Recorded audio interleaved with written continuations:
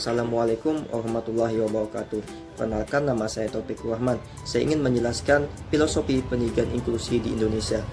Nah, jadi teman-teman, landasan filosofi pendidikan inklusi di negara kita ini ialah burung Garuda, yang berarti Bhinneka Tunggal Ika, yang mengandung makna bahwa sesama makhluk di dunia manusia harus saling tolong-menolong dan memberikan motivasi kepada semua potensi kemanusiaan yang ada pada diri seseorang, termasuk anak berkebutuhan khusus atau ABK. Nah, jadi teman-teman, filosofi pendidikan inklusi di Indonesia ini sudah ada sejak zaman dahulu dan diatur dalam UU nomor 8 tahun 2016 tentang penyandang disabilitas yang menggantikan Undang-Undang nomor 4 tahun 1997, di mana dalam undang-undang ini dijelaskan bahwa penyandang disabilitas mendapatkan pendidikan yang bermutu di semua jenis, jalur dan jenjang pendidikan secara inklusif dan khusus. Selain itu, penyandang disabilitas berhak mendapatkan akomodasi yang layak sebagai peserta didik. Nah, jadi saya katakan bahwa kedistabilitasan seseorang bukanlah sebuah kecacatan, melainkan untuk keragaman sebagai wujud kebinekaan manusia, di mana mereka juga wajib memiliki pendidikan yang adil, pendidikan yang layak, sama seperti pendidikan pada umumnya. Terima kasih. Definisi pendidikan inklusif. Menurut UNESCO, pendidikan inklusif adalah penguatan sistem pendidikan agar dapat menjangkau seluruh siswa. Dengan demikian dapat dipahami sebagai strategi utama untuk mencapai pendidikan untuk semua. Menurut Peraturan Menteri Pendidikan Nasional Nomor 70 Tahun 2009, pendidikan inklusif diberikan kepada semua anak terlepas dari kemampuan ataupun ketidakmampuan, status sosial dan ekonomi, suku bangsa, jenis kelamin, dan latar belakang budaya, bahasa, agama, yang menyatu dalam komunitas sekolah yang sama. Dapat disimpulkan, makna pendidikan inklusif yaitu: yang pertama, pendidikan yang diperuntukkan untuk semua, atau education for all. Yang kedua, pendidikan yang mengakomodir semua perbedaan peserta didik. Yang ketiga, sekolah siaga. Dan yang keempat, sekolah yang mengatasi berbagai hambatan belajar. Pembahasan selanjutnya mengenai konsep dasar pendidikan inklusi. Konsep dasar pendidikan inklusi dimaksud sebagai pengembangan kompetensi guru pembimbing khusus pendidikan yang mengikutsertakan anak berkebutuhan khusus belajar bersama dengan anak sebaya di sekolah reguler.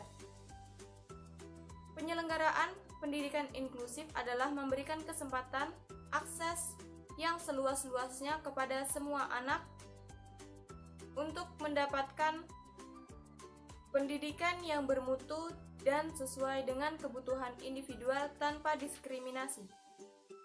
Terdapat sejarah pendidikan inklusi di Indonesia.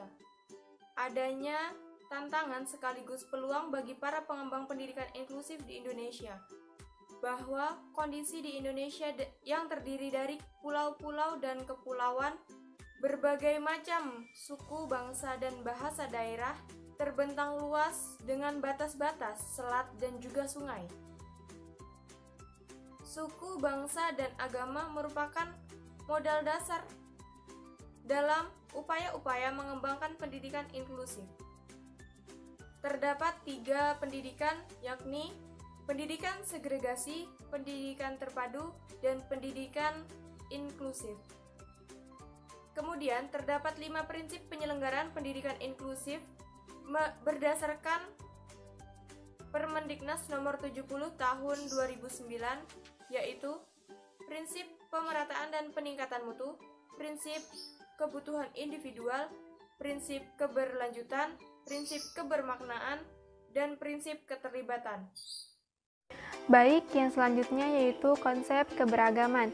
Sekolah inklusi memiliki siswa heterogen dengan menempatkan siswa berkebutuhan khusus dengan siswa normal dalam satu lingkungan.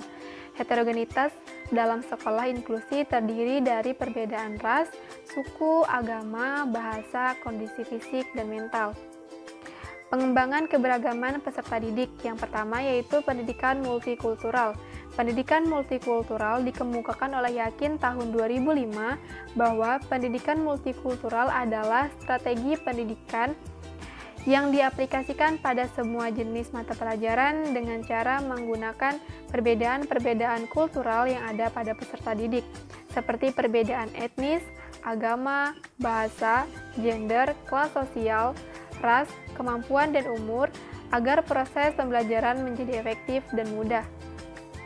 Menurut James Abeng tahun 2002, pendidikan multikultural adalah cara memandang realitas dan cara berpikir, dan bukan hanya konsep tentang beragam kelompok etnis, ras, dan budaya, serta spesifik. Banks menyatakan bahwa pendidikan multikultural dapat dikonsepkan atas 4 dimensi, yaitu integritas konten, yang kedua proses penyusunan pengetahuan, yang ketiga mengurangi prasangka, yang keempat budaya sekolah dan struktur sekolah yang memperdayakan. Yang kedua yaitu pelaksanaan pendidikan multikultural di sekolah inklusi. Sebagai sekolah inklusi, penyesuaian pendidikan atau adaptasi edukasi, terdapat perbedaan-perbedaan siswa secara efektif dan mengembangkan kemampuan mereka. Dalam pelaksanaan pendidikan multikultural, diterapkannya baik dalam kelas maupun di luar kelas. Yang pertama yaitu pelaksanaan pendidikan multikultural di sekolah inklusi atau di dalam kelas. Penyelenggaraan pendidikan multikultural di sekolah inklusi menuntut adanya penyesuaian baik dari segi kurikulum, sarana dan prasarana pendidikan, maupun sistem pembelajaran yang disesuaikan dengan ABK yang ada di dalam sekolah inklusi. Seperti ditulis Azhar tahun 2001, bahwa pelaksanaan pendidikan multikultural dapat diterapkan di sekolah dan masyarakat secara keseluruhan dengan cara memasukkan materi yang memiliki nilai multikultural. Sejalan dengan Widianto tahun 2017, pelaksanaan pembelajaran dalam konsep keragaman dan toleransi dapat diajarkan melalui mengintegrasi materi dalam pembelajaran. Pendidikan multikultural tidak hanya diberikan lewat teori atau dengan menambahkan ke dalam kurikulum yang sudah ada, tetapi juga melalui praktik pengajaran seperti disisipkannya pada materi yang membahas masalah keberagaman seperti IPS, pendidikan agama, dan pendidikan kewarganegaraan. Yang kedua yaitu pelaksanaan pendidikan multikultural di luar kelas. Pelaksanaan pendidikan multikultural ke dalam kurikulum juga pelaksanaan yang dilakukan di luar sekolah. Pendidikan tidak hanya bersifat akademik saja, tetapi ada pula yang bersifat non-akademik. Dalam lembaga pendidikan, pendidikan yang bersifat non-akademik biasanya dimasukkan dalam ekstrakurikuler. Yang selanjutnya yaitu konsep sekolah ramah anak. Pendidikan merupakan sarana untuk mengembangkan minat dan bakat siswa sesuai dengan potensi yang dimilikinya. Pendidikan ramah anak adalah penciptaan lingkungan belajar yang kondusif atau kondusif learning komunikasi, sehingga anak dapat belajar dengan efektif di dalam suasana yang memberikan rasa aman, penghargaan tanpa ancaman, dan memberikan semangat. Dari pengertian tersebut, dapat kita simpulkan bahwa pendidikan ramah anak merupakan proses bagaimana seorang anak bisa bersemangat, antusias, dan berbahagia dalam mengikuti pembelajaran di kelas, bukannya terbebani dan menjadikan belajar di sekolah sebagai momok yang menakutkan. Dengan begitu, mereka bisa mendapatkan pengetahuan yang baik, mengikuti pembelajaran dengan nyaman dan aman. Ciri-ciri pendidikan ramah anak. Menurut Kristanto tahun 2011, ada beberapa ciri-ciri sekolah ramah anak yang ditinjau dari beberapa aspek, yaitu yang pertama, sikap terhadap murid, yang kedua, metode pembelajaran, yang ketiga, fasilitas pembelajaran, yang keempat, melibatkan murid, yang kelima, penataan kelas, dan yang keenam, lingkungan kelas. Berikutnya, paradigma model sosial dan model medis. Model medis adalah yakni disabilitas merupakan penyakit individu yang harus disembuhkan, dan solusi yaitu melalui terapi atau rehabilitasi medis sebagai cara jitu dalam perlakukan penyandang disabilitas. Kemudian ada yang namanya model sosial. Model sosial ini merupakan disabilitas merupakan masalah struktur sosial yang dikonstruksi menghambat pemenuhan hak-hak penyandang disabilitas, dengan solusi yakni melalui perubahan perilaku masyarakat dalam struktur sosial sebagai cara jitu dalam memenuhi hak penyandang disabilitas.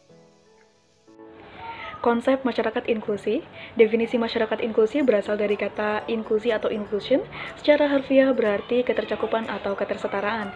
Inklusi pada hakikatnya adalah sebuah filosofi pendidikan dan sosial yang menghargai keberagaman, menghormati bahwa semua orang adalah bagian dari yang berharga dalam kebersamaan masyarakat apapun perbedaannya. Falsafah inklusi memandang manusia sebagai makhluk yang sederajat walaupun berbeda-beda. Hal ini sesuai dengan semboyan bangsa Indonesia yakni Bhinneka Tunggal Ika menurut Hejiman tahun 2005. Konsep masyarakat inklusi selanjutnya adalah masyarakat yang tinggal di lingkungan tertentu dan memiliki sifat terbuka, ramah, dan universal, serta saling mengakui keberadaan tanpa memandang perbedaan, menghargai dan mengikut sertakan perbedaan, dan bertanggung jawab lewat perannya masing-masing dalam mengupayakan kemudahan untuk setiap warga masyarakat. Selanjutnya, siapa saja yang termasuk masyarakat berkebutuhan khusus? Anak dengan kebutuhan khusus adalah anak yang secara signifikan bermakna mengalami kelainan atau penyimpangan dalam proses pertumbuhan atau perkembangannya dibandingkan dengan anak-anak lain seusianya, sehingga mereka memerlukan pelayanan pendidikan khusus.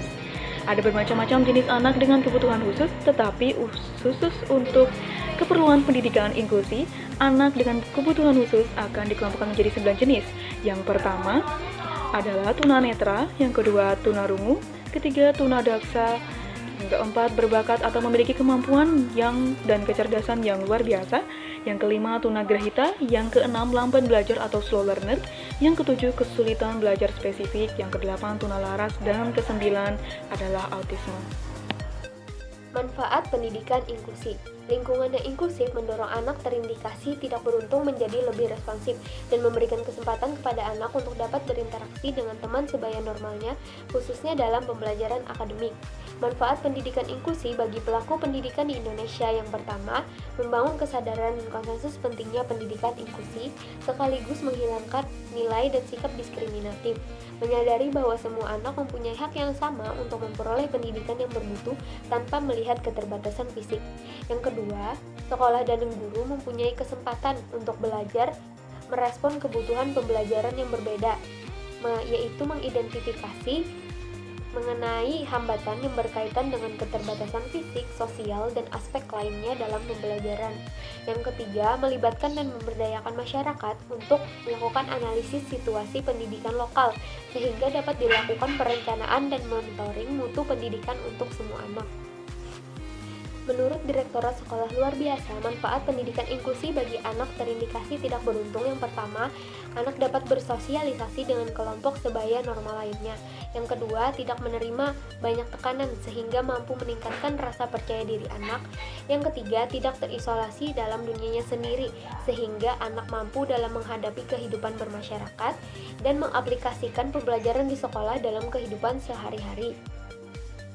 Sedangkan manfaat pendidikan inklusi bagi anak normal yaitu yang pertama, bersikap terbuka terhadap perbedaan, yang kedua, menanamkan rasa empati dan simpati terhadap orang lain, yang ketiga, tidak memandang rendah anak berkebutuhan khusus, sehingga peserta didik dapat belajar mengenai keterbatasan, kelebihan, dan keunikan tertentu, dan yang terakhir, mampu menerima dan beradaptasi terhadap perbedaan tersebut.